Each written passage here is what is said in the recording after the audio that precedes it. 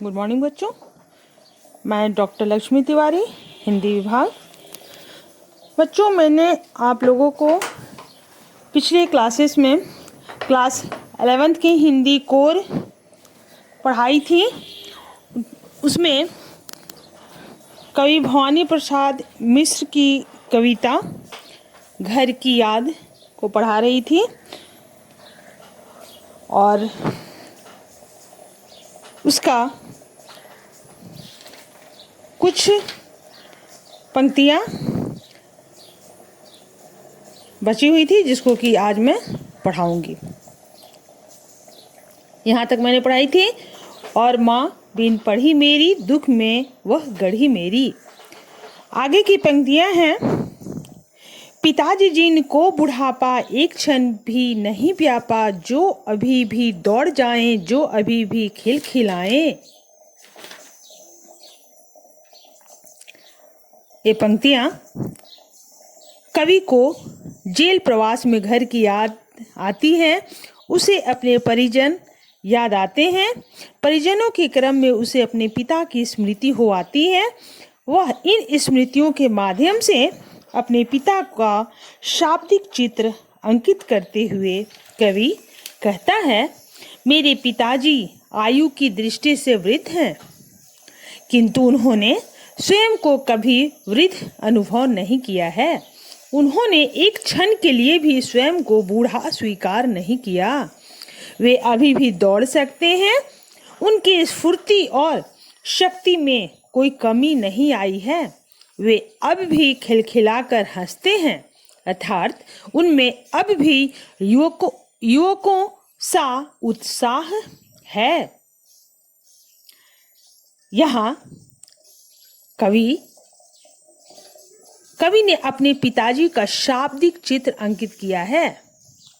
पिताजी के असाधारण व्यक्तित्व का परिचय दिया है। कवि ने अभी अभी शब्द की पुनरावृत्ति इन पंक्तियों में किया है। आगे की पंक्तियां हैं। मौत के आगे न हिचके, शेर के आगे न बिचके, बोल में बादल गरजता, काम में झंझा लरजता। आज गीता पाठ करके, दंड 260 करके, खूब मुकद्दर हिला लेकर, मुठ उनकी मिला लेकर। हिचके बच्चों, पंक्तियों में, कविता की पंक्तियों में जो शब्द हैं हिचके, हिचके का अर्थ हुआ संकोच से भरा हुआ, संकोच करके। बिचके यानी चौंक जाएं। ये शब्द जो है अपने पिता के लिए व्यक्त करते हैं। झंझा यानी तूफान, यानी उनकी जो आवाज है वो तूफान की तरह वो गरजती हैं। यानी कहने का कवि का तात्पर्य है कि उनका आवाज इतना गूंजता है। लरजता यानी कांपता। इन पंक्तियों में कवि अपने पिता के व्यक्तित्व का विशेषताओं और दिनचर्या पर प्रकाश डाला है। वह कहता है कि पिताजी ने आज भी अपनी दिनचर्या के अनुरूप प्रातः काल उठकर नियम से गीता का पाठ किया होगा और 260 दंड लगाकर यानी व्यायाम करके उन्होंने खूब मुकद्दर हिला कर व्यायाम किया होगा। इतना ही नहीं, उन्होंने मुकद्दरों की मुठ मिला कर व्यायाम किया होगा। मुकद्दर यानी व्यायाम करने का एक साधन है जिसको कि हम लोग बोलते हैं मुकद्दर। मुठ यानी मुट्ठा। आगे की पंक्तियां हैं बच्चों, देखें। जब के नीचे आए होंगे, नैन जल से छाए होंगे, हाय पानी गिर रहा है, घर नजर में तीर रहा है। चार भाई चार बहिने, भूजा भाई प्यार बहिने, खेलते या खड़े होंगे, नजर उनके पड़े होंगे। कवि अपने पिताजी के व्यक्तित्व का शाब्दिक चित्रांकन करते हुए कहता है कि पिताजी व्यायाम करने के बाद जब छत से नीचे आए होंगे तो कवि को याद करके उनकी आंखों में आंसू छलछला आए होंगे, अर्थात वे उसे याद करके भावुकता वश से रो पड़े होंगे। कवि बड़े दुख के साथ कहता है कि आज सावन मास में पानी गिर रहा है, अर्थात वर्षा हो रही है और उसके मन मस्तिष्क में घर की स्मृतियां तैर रही हैं। पिताजी जब नीचे आए होंगे तो उन्होंने 4 भाइयों और 4 बहनों को परस्पर प्यार से घुल मिल खेलते या खड़े देखा होगा, तो उनके बीच कवि को यानी 5वां पुत्र को न पाकर उनकी आंखों से आंसू निकल पड़े होंगे। कवि का ऐसा भाव आता है। आगे की पंक्तियां हैं। पिताजी जिनको बुढ़ापा एक क्षण भी नहीं व्यापा, रो पड़े होंगे बराबर 5वें का नाम लेकर। 5वां मैं हूं अभागा, जिसे सोने पर सुहागा, पिताजी कहते रहे हैं, प्यार में बहते रहे हैं।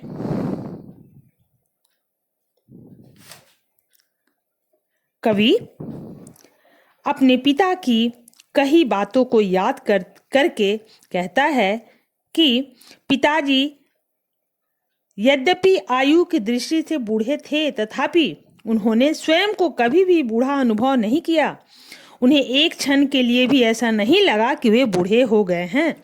वे अपने 5वें पुत्र यानी कवि यहाँ स्वयं के लिए बोल रहा है कि वे अपने 5वें पुत्र का नाम लेकर रो पड़े होंगे। आगे कवि कहता है कि वह उनका भाग्यहीन 5वां पुत्र है जिसे पिताजी सोने पर सुहागा मानते थे। पिताजी इसी प्यार में लगातार डूबे रहे हैं, अर्थात वे कवि को सबसे अधिक प्यार करते थे। कवि इन पंक्तियों में अपने पिताजी की व्यक्तिगत विशेषताओं का व्यक्त किया है। कवि ने स्वयं को अभागा कहा है क्योंकि वह जेल में है और सभी भाई बहन घर में हैं। आगे की पंक्तियां हैं। आज उनके स्वर्ण बेटे लगे होंगे उन्हें हेटे। हेटे यानी हीन भावना आया होगा किसके मन में? पिता के मन में। क्योंकि मैं उन पर सुहागा बंधा बैठा हूं अभागा, और माँ ने कहा होगा दुख कितना बहा होगा, आंख में किस लिए पानी, वहां अच्छा है भवानी। कवि पिता की स्मृतियों को भावात्मक रूप से देते हुए कहता है, आज उनका सोने पर सुहागा बेटा उन्हें हीन लग रहा होगा क्योंकि आज कवि भाग्यहीन सिद्ध हुआ है। उन्हें अपने सोने जैसे अन्य बेटे हीन लगे होंगे क्योंकि जिसे वे सबसे अच्छा बेटा मानते थे वह जेल में बेड़ियों में बंधा हुआ बैठा हुआ था। इस पर माँ ने उन्हें समझाते हुए कहा होगा कि भवानी जेल में अच्छा है, इसलिए आंखों से आंसू किस लिए बहाए जाएं। यह कहते हुए उनकी आंखों से भी आंसू निकल पड़े होंगे।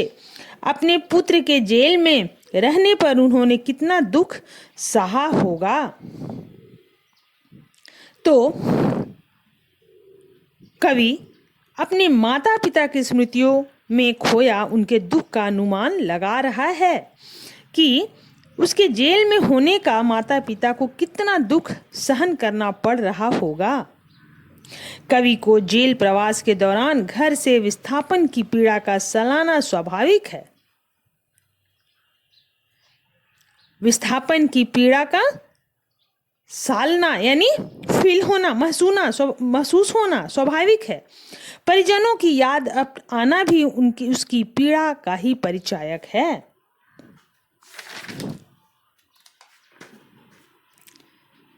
आगे की पंक्तियां हैं। वह तुम्हारा मन समझकर और अपनापन समझकर गया है सो ठीक ही है, यह तुम्हारी लीक ही है। पाँव जो पीछे हटाता कोख को मेरी लजाता, इस तरह हो न कच्चे रो पड़ेंगे और बच्चे। कवि को जेल प्रवास में घर और परिजनों की याद आती है। वह कल्पना करता है कि पिताजी उसे घर में न पाकर बहुत दुखी हो रहे होंगे और माताजी उन्हें समझाते हुए कहती होंगी, माँ ने पिताजी से कहा होगा कि भवानी अपना और तुम्हारा मन समझकर ही जेल में गया है, अर्थात वह देश के प्रति अपनी कर्तव्य समझकर तथा तुम्हारी भी यही इच्छा जानकर जेल गया है। और यह ठीक भी है, क्योंकि यही तुम्हारी परंपरा है। देश के प्रति पिता की भावनाओं और अपने प्रति पिता के अपनत्व को पहचान कर ही वह जेल गया है। यह कौन समझा रहा है? उनकी माँ। किसको? पिता को। यह उसने ठीक ही किया है, क्योंकि वह माफी मांगकर जेल जाने से पीछे हटता तो माँ की गोद को लज्जित करता। माँ पिता को ढाढ़स बंधाते हुए कहती है कि इस तरह अपने दिल को छोटा न करो, अपने को भावुक मत बनाओ, अन्यथा तुम्हें रोता देखकर घर के और बच्चे भी आंसू बहाने लगेंगे। यहाँ यानी इन पंक्तियों में कवि ने गांधीवादी प्रभाव परिलक्षित होता है। प्रत्येक घर से एक व्यक्ति जेल जाए, संभवतः इसी कर्तव्य को माता पिता का स्वाभिमान मानकर भवानी जी ने निभाया था। उन्होंने देश की आज़ादी के लिए अपना सर्वस्व समर्पित कर दिया था। तो बच्चों, आज यहीं समाप्त करते हैं। धन्यवाद। फिर दूसरे क्लासेस